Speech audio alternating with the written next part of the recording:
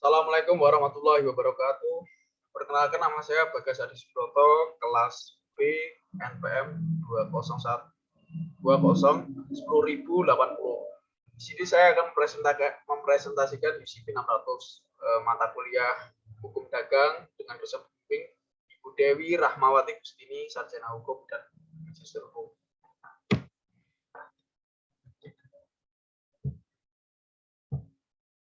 Yang pertama, pendahuluan. Perdagangan internasional terjadi karena berbagai alasan. Salah satunya adalah negara membutuhkan barang yang tidak tercukupi oleh penawaran dalam negeri, atau bahkan disebabkan karena tidak tersedianya barang tersebut di dalam negeri. Banyak negara yang memaksimalkan usaha perdagangan internasional ini pada satu atau beberapa produk. Dalam 50 tahun terakhir ini, perdagangan internasional pun semakin berkembang. Sarana dalam perdagangan internasional yaitu mengandalkan jasa perantara bank. Sedangkan bank mengeluarkan letter of credit, yaitu sarana yang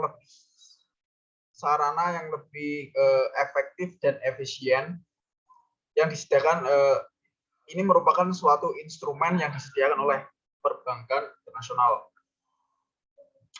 Letter of credit dianggap sebagai sarana yang paling aman dalam melindungi kepentingan pembeli maupun penjual dalam perdagangan internasional.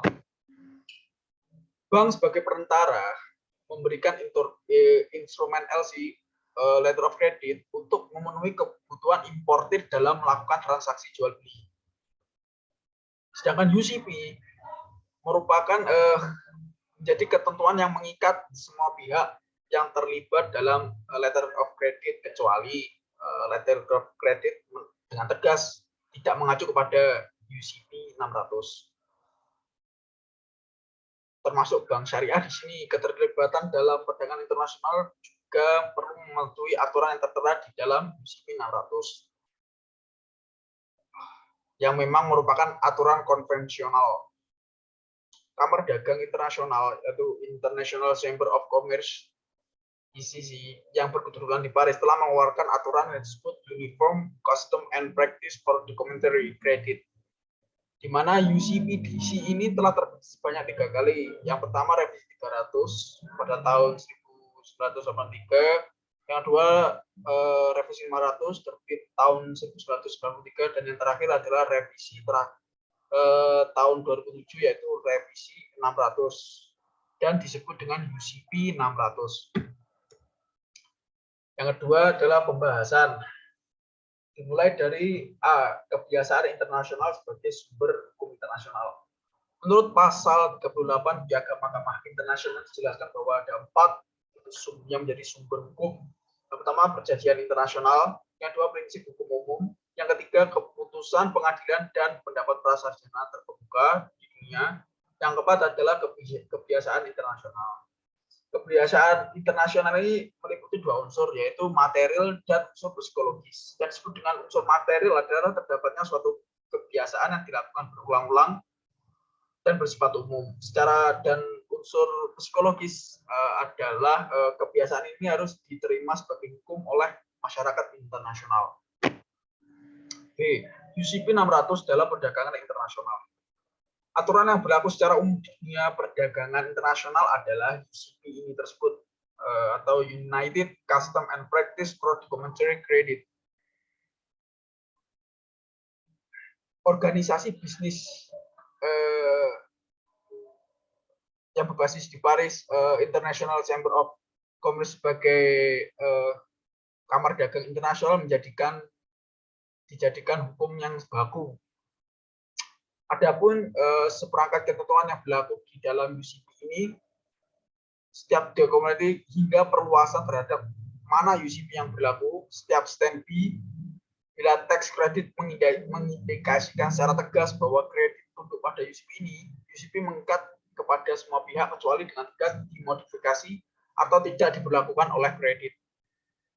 Stand B letter credit yang dimaksud di sini UCP ini adalah setiap perjanjian tanpa memandang apapun namanya dan uraiannya. gimana suatu bank bertindak atas permintaan dan instruksi seseorang nasabahnya. UCP 600 tersebut terdiri dari 39 artikel, yaitu pasal mengenai aturan perdagangan internasional. Berikut merupakan hasil dalam setiap artikel. Yang pertama bahwasannya artikel pertama menjelaskan definisi. Yang kedua, pihak-pihak yang terlibat dalam LC. Yang ketiga, tujuan dari UCP. Yang keempat, menjelaskan hubungan dengan kontrak yang dibuat applicant dan beneficiary. Yang kelima, menjelaskan bahwa bank berurusan dengan dokumen tidak dengan barang dan jasa. Yang keenam, menjelaskan kewajiban yang harus dipenuhi dalam letter of credit. Yang ketujuh, menjelaskan tanggung jawab issuing bank. Yang kedelapan, menjelaskan tanggung jawab confirming bank. Yang kesembilan, menjelaskan tentang penerusan kredit dan perubahannya. Yang ke-10, menjelaskan perubahan letter of credit. Yang ke-11, menjelaskan teletransmisi pre-advised kredit dan perubahannya. Yang ke-12, menjelaskan kewajiban nominated bank. Yang ke-13, menjelaskan aturan reimbursement antar bank. Yang ke-14, menjelaskan standar untuk pemeriksaan dokumen. Yang ke-15, menjelaskan kewajiban setelah presentasi yang sesuai. 16, menjelaskan dokumen diskrepansi. Yang ke-17, menjelaskan aturan berkaitan dengan dokumen asli dan dokumen salinan. Yang ke-18, menjelaskan aturan yang berkaitan dengan commercial invoice. Yang ke-19, menjelaskan dokumen pengiriman barang atau barang paling sedikit mencakup dua mode transportasi yang berbeda. Yang ke-20, menjelaskan aturan yang berkaitan dengan bill of lading. Yang ke-21, menjelaskan aturan yang berkaitan dengan non-negotiable, C-waiver.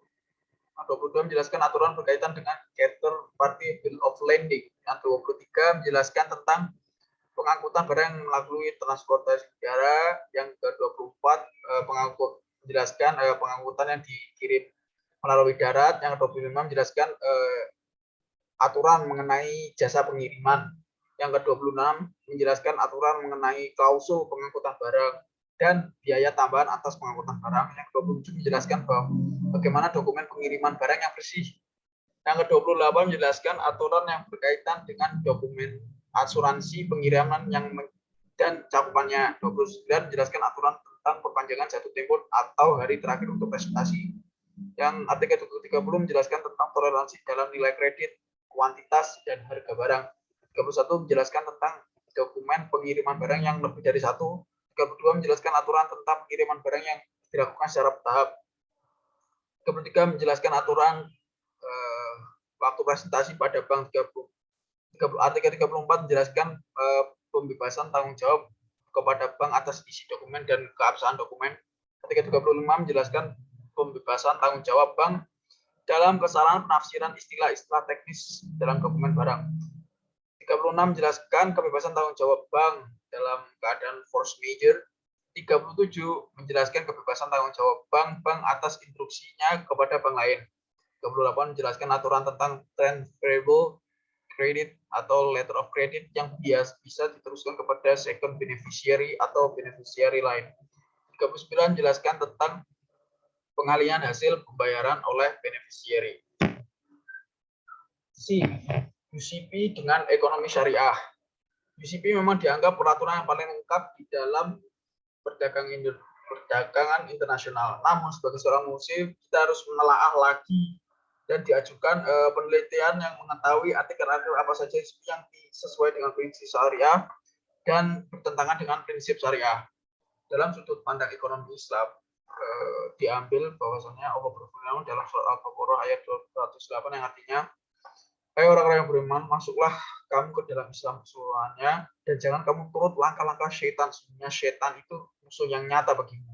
Kemudian diambil dalam surat Al-Baqarah ayat 275 yang artinya padahal Allah telah menghalalkan jual beli dan mengharamkan riba. Dari petikan dua ayat tersebut bahwasanya ini jadi motivasi bagi umat muslim perdagangan internasional atau jual beli internasional adalah kegiatan yang telah Allah halalkan. Namun dalam artikel-artikel yang terdapat dalam UCP 600 perlu dilakukan tinjauan lagi mengenai sudut pandang ekonomi Islam bahwasannya artikel ini bertitik tolak dalam rumusan masalah yang telah dipaparkan untuk mengetahui bahwasannya artikel UCP 600 ini sesuai atau tidak dengan prinsip-prinsip syariah.